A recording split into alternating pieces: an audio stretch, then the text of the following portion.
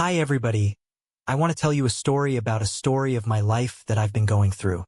A little background. My wife, Sarah, and I have been married for 6 years.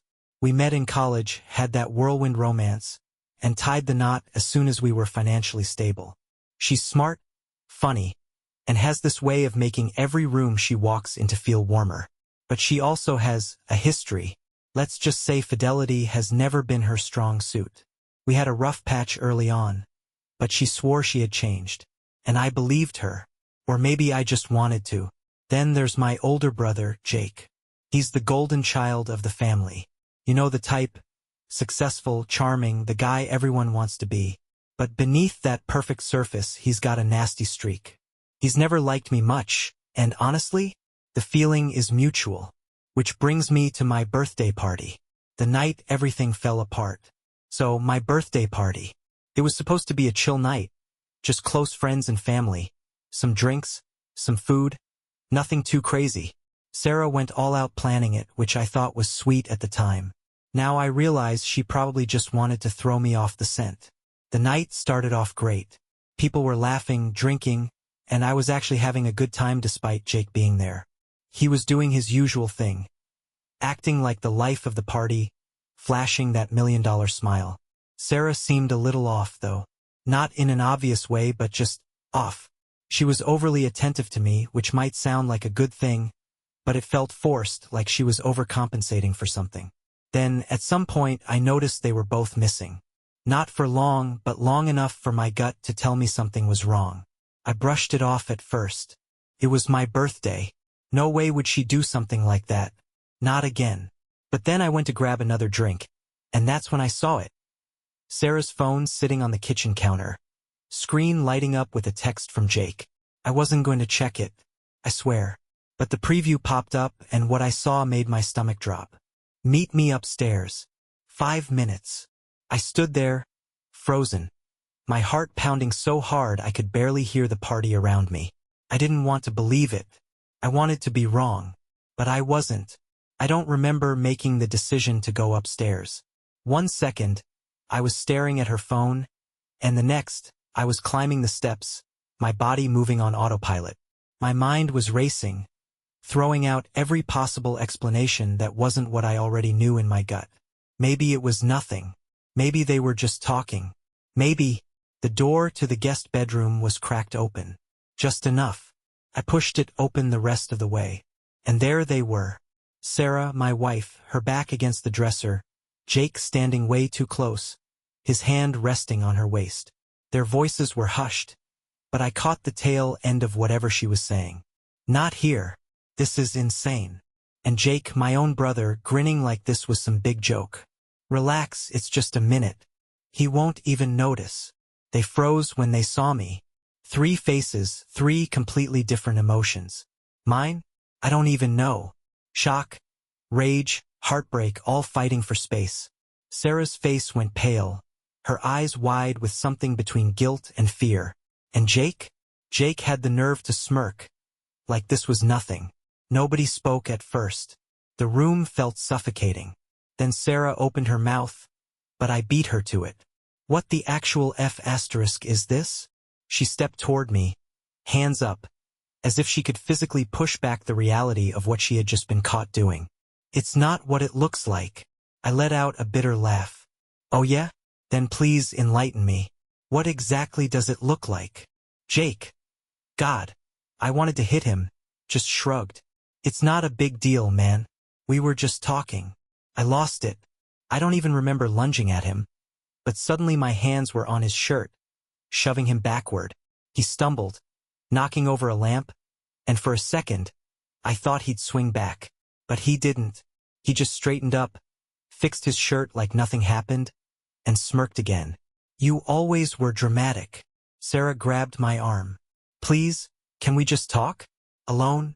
I looked at her, really looked at her, and all I could see was betrayal. The same woman who had promised me forever was standing there, still close enough to him that their bodies were almost touching. You don't get to ask for that, I snapped, jerking away from her. Jake scoffed. Jesus, man. It's not like we were sleeping together. And that set something off in me. Not yet, I said. Right? Sarah flinched like I had hit her. She didn't deny it. That was all I needed to know. I stormed out of the room before I did something I'd regret. My hands were shaking, my chest was tight, and I could barely see straight. I could hear Sarah calling my name, but I didn't stop. I just needed to get out of there. The party was still going on downstairs. People laughing, glasses clinking, completely oblivious to the disaster happening just a few feet away. I felt like I was in a movie, where everything slows down except for the one guy who just found out his wife and brother were sneaking around behind his back. I grabbed my coat and made it to the front door before Sarah caught up with me. Please, she said, grabbing my arm. Just let me explain. I turned to look at her, and for the first time I wasn't seeing my wife.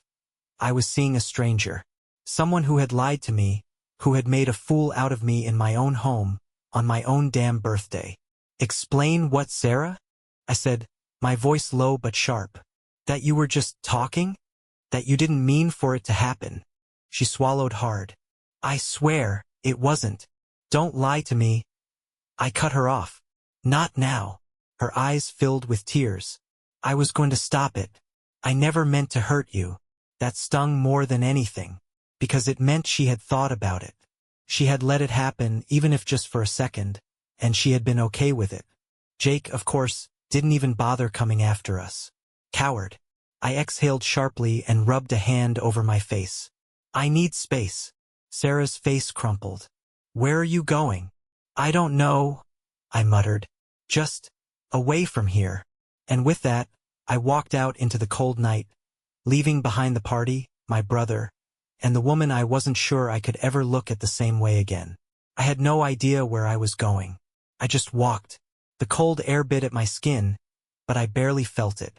My mind was racing, replaying everything over and over like some sick highlight reel.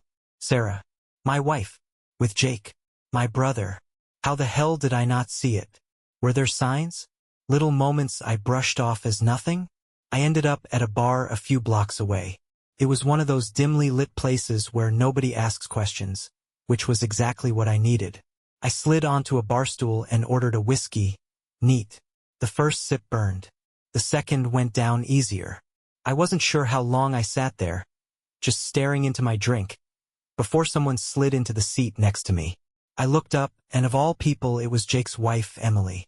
I figured I'd find you here, she said, her voice tight. I blinked. Wait, you. I saw them too. A heavy silence settled between us. Emily wasn't crying, but her jaw was clenched, her fingers gripping the edge of the bar like she was holding herself together by sheer force of will. How long? I finally asked. She let out a bitter laugh. Too long. She paused, swirling the drink in front of her. I had my suspicions. I just didn't want to believe it. I nodded. That made two of us. We sat there, two betrayed spouses, drowning our pain in whiskey and regret. One drink turned into two, then three.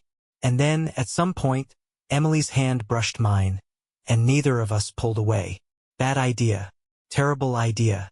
But at that moment it didn't feel like one. I don't know if it was the whiskey, the anger, or the sheer need to feel something other than betrayal. But when Emily leaned in, I didn't stop her. Her lips were warm, tasting of alcohol and sadness. And when her hands found my face, I let myself fall into it. I knew it was wrong. I knew it wouldn't fix anything. But for that moment it wasn't about right or wrong. It was about taking something back. About not feeling like the only fool in the room. We barely made it back to her place. Clothes hit the floor in a flurry of desperation. It wasn't romantic. It was raw, messy, fueled by pain and spite. A shared act of revenge against the two people who had shattered us. Afterward, we lay there in the dark, breathing heavy. Reality started creeping in like an unwelcome guest. We shouldn't have done that, Emily murmured, staring at the ceiling. I swallowed hard. I know. Silence. Then she turned to look at me. Are you going to tell her? I exhaled sharply, rubbing my hands over my face. Are you?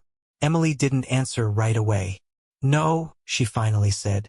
But not for Jake's sake. For mine. I nodded. I understood. But the weight of what we'd just done was already settling in. And the worst part? I didn't feel guilty. Not yet. The next morning hit like a freight train. My head pounded from the whiskey, but it was nothing compared to the weight in my chest. Emily was still asleep beside me, her back turned, the sheets barely covering her. For a moment, I let myself exist in the quiet. No betrayal, no consequences. Just two people lying in a bed, pretending the world hadn't changed overnight. Then my phone buzzed. I didn't even have to look to know who it was. Olivia. My stomach twisted. I hesitated before picking it up. Olivia. Where are you? Olivia, I called like 5 times. Are you okay? Olivia, please talk to me. I let the messages sit there. My throat was dry. I wasn't ready to talk to her. Not yet. Emily stirred beside me, blinking up at me with bleary eyes. You should go, she murmured, her voice hoarse from last night. I nodded. I knew she was right. Staying here wouldn't change anything. It wouldn't make it hurt any less. As I dressed, she sat up, hugging the blanket around herself. Are you going to forgive her? The question caught me off guard. I pulled my shirt over my head, exhaling slowly. I don't know. Emily studied me for a long moment before nodding. Whatever you do, don't do it just because it's easier. I didn't have a response to that. I left without saying anything else. As I drove home, Olivia's texts kept coming. Guilt finally started to creep in, but it was tangled up with so much anger, confusion, and, God help me, something close to satisfaction. I wasn't the only one who had been wronged anymore. But where did that leave us now? I barely had time to take a deep breath before I stepped through the door. Olivia was already waiting. She must have heard my car pull up because she was standing in the middle of the living room, phone clutched in one hand, looking like she hadn't slept. Where were you? Her voice was tight, controlled, but her eyes were frantic, scanning me like she could read the truth off my skin. I set my keys down on the counter. Out. Her breath hitched. Out? All night? After everything that happened? I shrugged, more out of exhaustion than indifference. I knew I should be angrier. I knew I should still be demanding answers, still making her suffer for what she did. But instead all I felt was hollow. She took a hesitant step forward. I was so scared you were going to leave. I let out a short, humorless laugh. You were scared. She flinched. Yes, of course I was. I thought I lost you. You did, I said flatly. At least, the version of me that trusted you. Her face crumbled. I should have let that be the final blow. I should have let her sit with that pain the way I had sat with mine. But instead, the weight of my own actions pressed down on me, suffocating. I needed to level the field. I swallowed hard. I slept with Emily. Silence. For a moment, I thought Olivia had misheard me. Her mouth opened slightly, but no sound came out. Then she took a step back like I had physically struck her. You what? I forced myself to hold her gaze. I spent the night with Emily, after I left the party. After I saw you and my brother together. Her hand shot up to her mouth. A strangled noise escaped her throat. Oh my God! And just like that, everything shifted. She wasn't just the cheater anymore. She was the betrayed too. Her voice cracked. Tell me you're lying. I didn't. I watched as she pieced it together, the anger, the pain, the shame. Then, just like that, the fury came. You son of a bitch. She shoved me hard, her small frame surprisingly strong in its rage. How could you? How could you do that? I didn't stop her. I let her hit me, let her scream, let her cry. Because in that moment, I didn't feel like I had the right to stop her. We were even now, weren't we? Olivia stood there, breathing heavily, her eyes wild with betrayal. You slept with my brother's wife? Her voice cracked on the last word, her hands trembling. I didn't answer right away. What was there to say? Yes, I did. She already knew that. Her face twisted with something I couldn't quite name. Anger? Guilt? Heartbreak? Maybe all of them at once. How could you? How could you? I shot back, my own voice finally rising. You and Noah betrayed me first. I walked in on you two sneaking around. And now you're acting like I'm the only one who crossed a line. Her lips parted, but she had no words. For a long moment we just stood there, staring at each other, both of us trying to decide whether to fight or collapse. Finally, she whispered, "I never wanted to hurt you." I closed my eyes for a second, letting out a bitter laugh. "That makes two of us." She turned away, gripping the back of the couch like she needed something solid to hold on to. "Was it revenge?" she asked. "Is that why you did it?" I hesitated. I wanted to say no, that it wasn't about that. But in the moment it had been. It was about hurting her the way she had hurt me. It was about making sure I wasn't the only one drowning in betrayal. "I don't know," I finally admitted. She exhaled shakily, still not looking at me. "Do you love her?" That made me pause. Did I? Of course not. But the fact that she even had to ask made my stomach twist. "It wasn't about love," I said. "It was about—" I trailed off, shaking my head. "I don't even know anymore." She let out a choked laugh, wiping at her face. "We're a mess." That was an understatement. I sighed, rubbing my hands over my face. "So what now?" She was silent for a long time, and for the first time I realized she might not have an answer either. "I don't know," she admitted. "Do we even try to fix this?" And there it was, the real question. Could we? Should we? I had no idea. The silence stretched between us, heavy and unbearable. Olivia wiped at her eyes again, but her hands were shaking. I could feel my own pulse in my ears, a deep, steady thud that matched the weight pressing against my chest. "Do we even try to fix this?" she had asked. And for the first time I really thought about it. Could I forgive her? Could she forgive me? Could we even look at each other without remembering what we had done? "I don't know," I finally admitted. "Do you want to?" She hesitated. "I think so," she whispered. "But how?" That was the million-dollar question. How do you fix something when both people have burned it to the ground? I sat down heavily on the couch, staring at the floor. "Do you love me?" I asked. She swallowed hard. "Yes, I do. But I don't think love is the problem here." She was right. Love hadn't stopped her from cheating, hadn't stopped me from doing the same. Love wasn't some magical glue that erased all the damage. She sat down next to me, careful not to touch me. "Do you love me?" I sighed, closing my eyes for a second. "Yeah, I do." She nodded like she already knew the answer. "So what does that mean?" I ran a hand through my hair, letting out a humorless laugh. "I have no idea. The worst part was that I wanted to fix it. I didn't want to throw away years of my life, years of love and shared memories. But how do you move forward when you've both betrayed each other in the worst way possible?" "We can try therapy," Olivia finally said, voice small. I almost laughed. I'd always been the type to roll my eyes at the idea of therapy, but right now, it sounded like the only sane option. "Maybe," I muttered. "If you're willing to try, I guess I am too." She exhaled like she'd been holding her breath. Okay. It wasn't a solution. It wasn't even close. But it was something.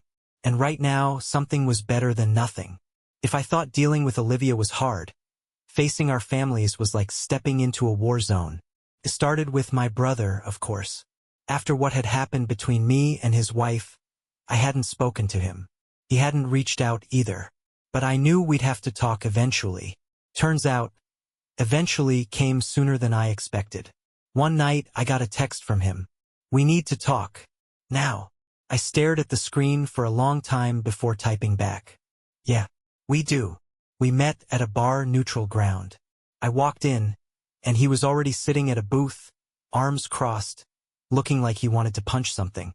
Or maybe just me. "So," he said as I slid into the seat across from him. "You fucked my wife." I flinched, but I wasn't going to deny it. "Yeah, I did." He let out a slow, sharp breath, fingers drumming on the table. Why? That was the question, wasn't it? Why had I done something so stupid, so self-destructive? I had plenty of reasons, revenge, pain, anger, but none of them were good enough. "I don't know," I admitted. "It was a mistake." He let out a bitter laugh. No shit. The waitress came by, and we both ordered drinks. Neither of us spoke while we waited. When our beers finally arrived, he took a long sip before setting his glass down with a thud. So what now? He asked.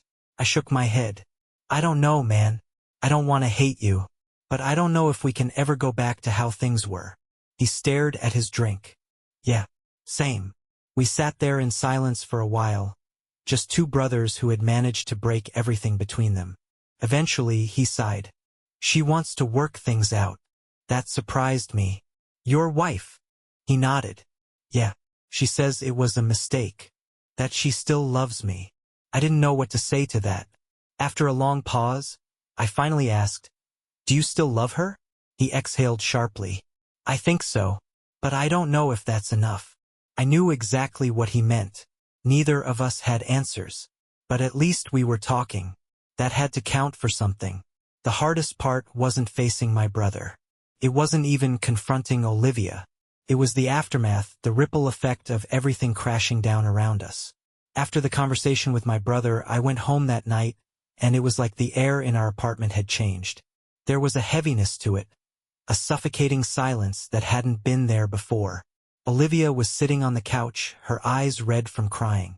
When I walked in, she looked up at me like she wasn't sure whether to reach for me or run away. For a moment, we just stood there, both of us too afraid to speak, but neither of us able to look away. I felt like I was drowning in this mess of mistakes, hurt, and unfinished conversations. Finally, she spoke. I don't know what to do anymore, she said, her voice shaky. I didn't know what to say. It felt like everything I could say was either a lie or an excuse. So I just sat down next to her. I'm sorry, I said, and for the first time in a long time, I meant it. I'm so sorry for everything. She looked at me, her eyes searching mine for something she could hold on to. Do you still love me? Her question hung there like it had too much weight to even be answered. The truth was I didn't know. I still had love for her, but the love I felt now felt different. There was a crack in it that hadn't been there before, a fracture that I couldn't ignore. But I also knew that in the deepest part of my heart, I wasn't ready to give up on us. Not yet. I don't know, Liv, I admitted. I want to, but I'm not sure how. I'm not sure if I can just forget what happened. She nodded, looking down at her hands in her lap. I understand. I don't expect you to forgive me right away. I don't even know if I can forgive myself. The silence between us stretched for what felt like an eternity. But in the end, I knew we had to talk about what came next. This wasn't just about our marriage anymore. It was about what kind of people we wanted to be, whether we were willing to face the consequences of our actions and move forward, or whether we'd let everything fall apart completely. So, what do we do now? She asked, her voice barely above a whisper. I leaned back on the couch, rubbing my hands over my face.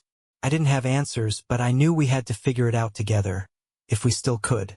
I don't know, but I'm willing to try, I said, because that's all I could offer her. A willingness to try, even if the road ahead was going to be long and painful. The next few days were the hardest of my life. I had no idea how to navigate this new version of our relationship. Everything felt so fragile, like it could shatter at any moment. Olivia and I had really talked, for hours, about why things had happened, what was missing, where we both went wrong. But there were still so many unsaid things lingering in the air. I found myself walking around in a daze, unsure of what I was even doing. The weight of the betrayal was heavy, but there was also this strange sense of calm in me. Like I knew, deep down, I wasn't ready to walk away yet. That maybe, despite everything, I could forgive her. I could try to rebuild. But then came the hardest part, the decision. I spent more time with my brother in the days that followed. I needed to process what had happened, not just with Olivia but with him too. And let me tell you, I didn't expect it to be easy. Every time I looked at him, I felt this sickening mix of rage and heartbreak. He had been the one person I trusted more than anyone. And now he was a stranger, someone who had shattered that trust in the worst possible way. I asked him point blank, why, man? Why her? And it wasn't even a question about Olivia anymore. It was about him, my brother, the person I thought I could rely on. He looked ashamed, but not in a way that made me feel better. He shrugged, muttering something about feeling isolated, about things being complicated between him and his wife. It wasn't planned, he said. I swear. It just happened. But it didn't matter. Nothing he said could undo the hurt. In the end, I told him we couldn't have a relationship anymore. Not the way it was before. And maybe one day we could rebuild that too. But it wasn't going to happen right away. I needed space, time. And then came the choice with Olivia. She asked me every day, over and over again, "What now?" I would lie awake at night, staring at the ceiling, listening to the sound of her soft breathing beside me. I kept thinking about everything that had led us to this point. The passion that once existed, the laughter, the shared memories. I wondered if it was worth salvaging. I think what made the decision so hard was the love I still felt for her. Not the idealized love, but the real, gritty kind. The kind that says, I know we've both messed up, but I'm not giving up on us just yet. So I made the decision. I was going to forgive her. But forgiveness didn't mean everything was suddenly okay. It didn't mean I was okay with what happened. It didn't erase the betrayal or the pain, but it was a step toward something. Something I wasn't entirely sure of yet, but something worth trying for. The process would be slow. It would take time to rebuild, and there would be moments when I questioned whether I made the right choice. But in that moment, as I held her hand, staring at her with tear-filled eyes, I knew that, for better or worse, this was the path I had to take. I told her, I can't promise it'll be easy, but I'm willing to try. I need you to prove to me, though, that you're worth this, that we're worth this. She nodded, her voice trembling as she said, I'll do whatever it takes. I swear. And for the first time in a long while, I felt like there might be a way forward. Not a perfect one, but one that was real. And that's all I could ask for. The weeks after that conversation felt like a constant push and pull. It wasn't a straight path. Some days, things felt almost normal, like we were on the road to rebuilding. Other days, the weight of the past would crush me again, and I'd wonder if I was insane for even trying.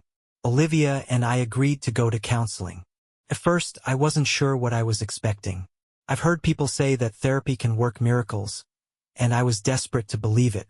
But I also couldn't shake the feeling that some things, like betrayal, were just too deep to fix. The first session was awkward. Neither of us knew how to approach it. We sat there in silence, our therapist asking questions, trying to pry open the truth of what happened. Olivia was more open than I expected. She took responsibility for her actions, but she was also broken by the pain she had caused. She explained that the distance between us had been growing for months, maybe even longer. It wasn't an excuse for her infidelity, but it was a part of the story I hadn't been seeing. And I realized then that she wasn't the only one who had been neglecting the relationship. I had a moment of clarity in that session, one that I had been avoiding for so long. I realized I had been so focused on my own hurt, on what she had done to me, that I hadn't been paying attention to her needs, to us. I had been so consumed by the idea of being a good husband that I didn't recognize the cracks in our marriage until they were huge, gaping holes. That wasn't easy to admit. Felt like a failure on my part, too. I didn't know how to process that at first. But therapy forced me to look at things from a different angle. I saw that this wasn't just a story of one person betraying another.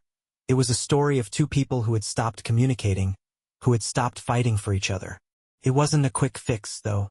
The more we talked in therapy, the more we uncovered about our individual fears and insecurities. It was a brutal process. There were moments when I'd question if we could ever move forward, if I was truly capable of forgiving and forgetting.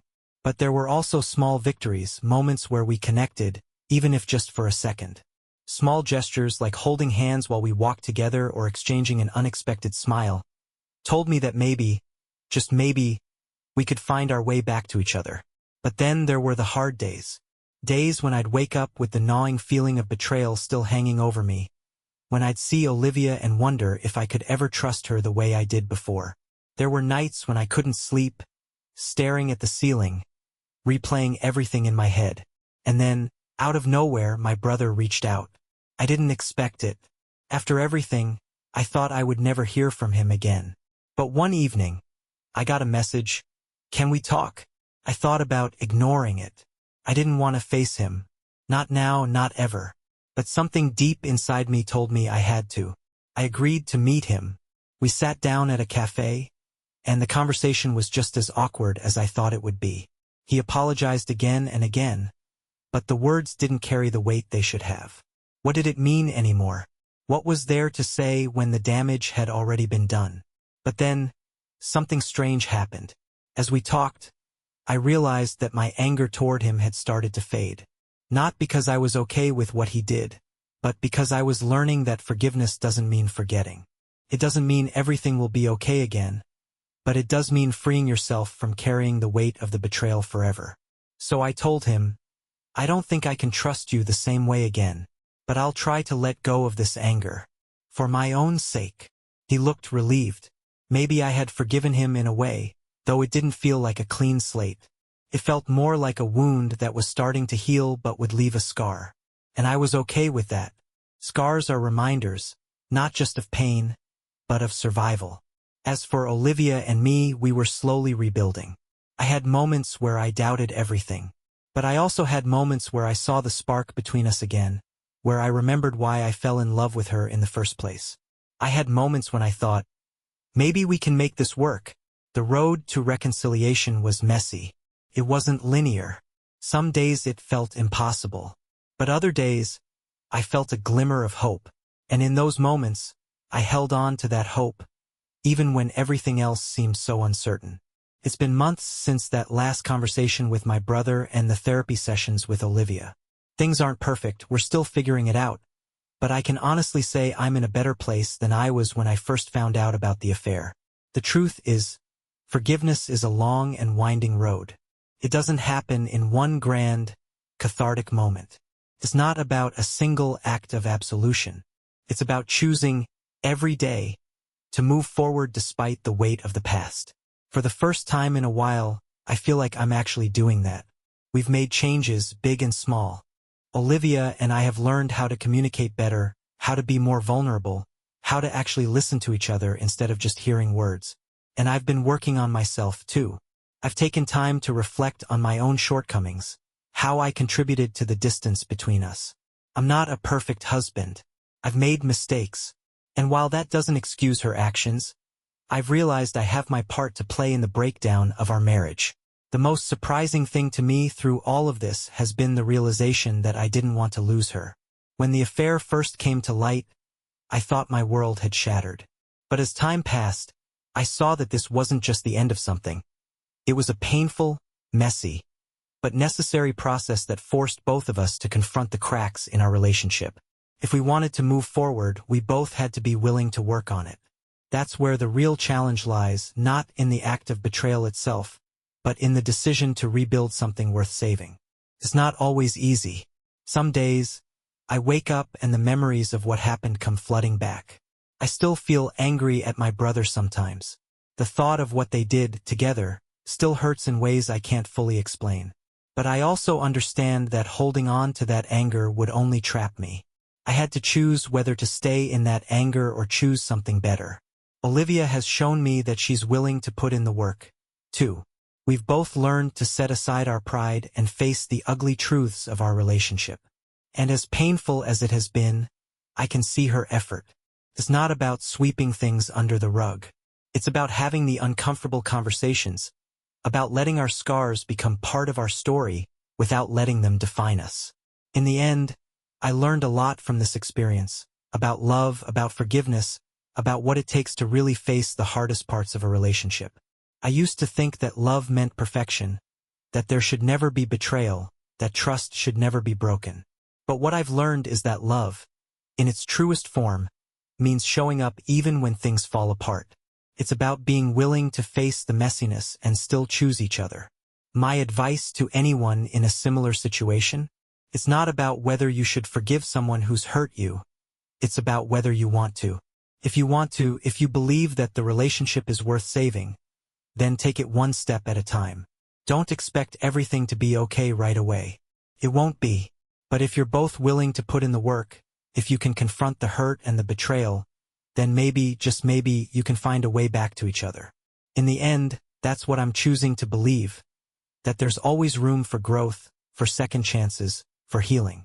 And that's where we're starting together. So that's the story. I'm not saying everything is perfect now. There are still bad days, and I'm sure there will be more to come. But we're working through it, and we're doing it together. That's all I can ask for.